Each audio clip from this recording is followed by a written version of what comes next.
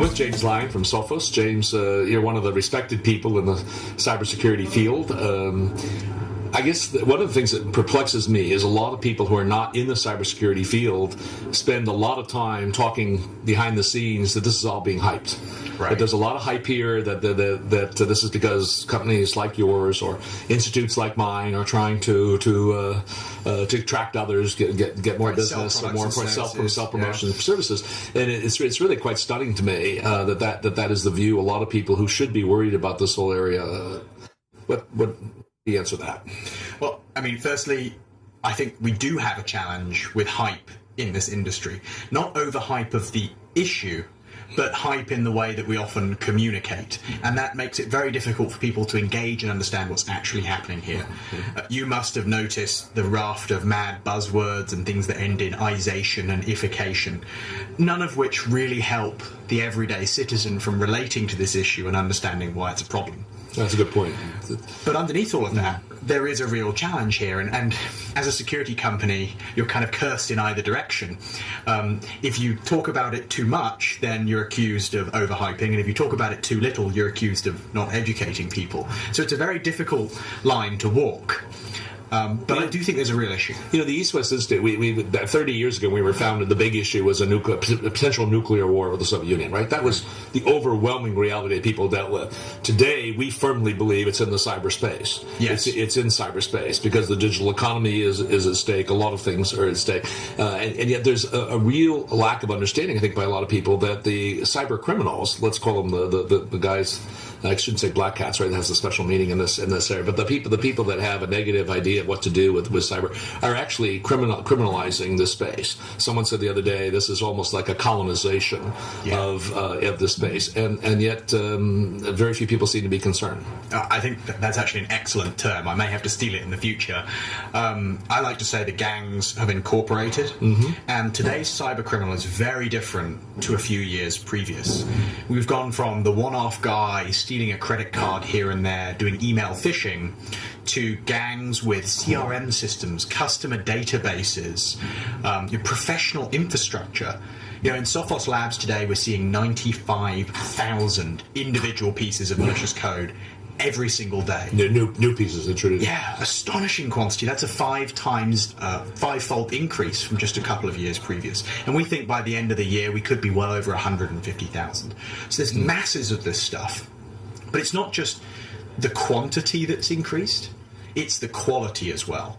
What we've seen is the bad guys developing an illicit economy. And it's amazing. So you can go online and you can buy products, tools and services as a malware author that help you be more effective in stealing data.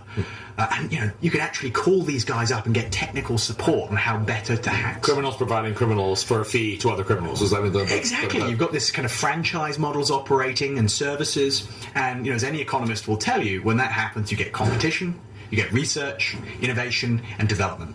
And so the gangs have incorporated, they're working together, they're seriously equipped with technology and product, whilst we're all struggling with the fact that the internet is an organically grown asset and none of us really has control or authority over it. It's pretty amazing, and it's a global phenomenon, right? Oh, absolutely. This is a totally global phenomenon. Absolutely, and it is by definition probably the most global issue we have. It's the most connected system, and someone in Korea or China or Russia, as are the stereotyped locations, can easily attack someone in Azerbaijan or Wales or the UK, any of these different places. So the solution has to be international too. We have to have shared laws and regulations on how we're going to find these individuals and prosecute them. And that's been a very challenging thing for us to do. And yet this gets into another whole set of arguments, especially in the Western countries, right, where you have privacy versus security. Right. And there's a real showdown, absolutely, in conflict. And people who know truth on both sides. Yeah. Right? And absolutely. And I mean, right now, there are technologies being introduced which are challenging that balance. For example, right now, most traffic, when you're sitting there in Starbucks typing away, a lot of it is unencrypted, so not very private. But it can be inspected, so you can look at it and scan it, at the ISP or the network perimeter to see if there are bad things.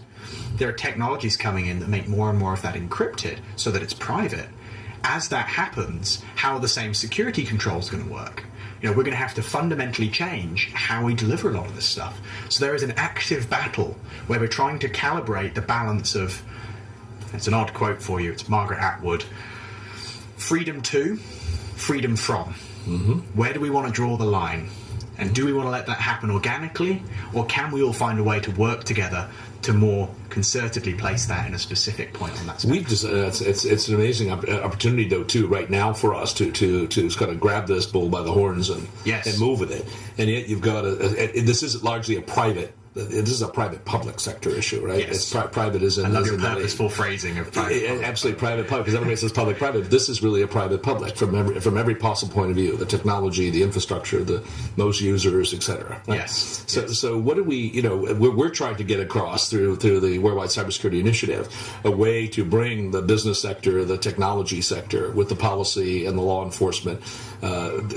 Start with those communities. There's a huge resistance, though. You've been around in the field now for a while. Yep. What are some of the keys about how to try to attack those points of resistance? I think shared agenda on the issues. We all need to get on the same page of why this is important. And I think that many private sector companies that own a lot of the technology infrastructure or forums the bad guys are targeting aren't innately incentivized to deliver great security. Yes. They're incentivized to do enough so their users don't flock in masses. And we either have to make that more economically key to their success. So you don't believe in regulation, you believe in self-regulation, as in individuals need to be more aware and say, I'm not going to use this service or this technology because it's insecure. Or we need governments and public sector organizations to provide a regulatory framework for action, so more mandate. Now, that can be a very powerful tool, but it can also be dangerous. We all know the ills of regulation. Slippery slope. At the right level. Slippery slope. Yeah, absolutely. And you don't want to go to the point where you're regulating in an out-of-date fashion, because regulations at breakneck speed today are reformed on a cycle of years. This technology is changing on a daily basis. So there is a real challenge in the approach that we use to get people together. It's about incentivizing people to care about the issue. And it's about, looping back to what we said at the beginning, killing the buzzwords and saying it how it is. Let's make cybersecurity accessible, easy to understand, and build it into our everyday lives. You're a good poster boy exactly for that. Thank you. That's very, very helpful. Thank you for inviting me.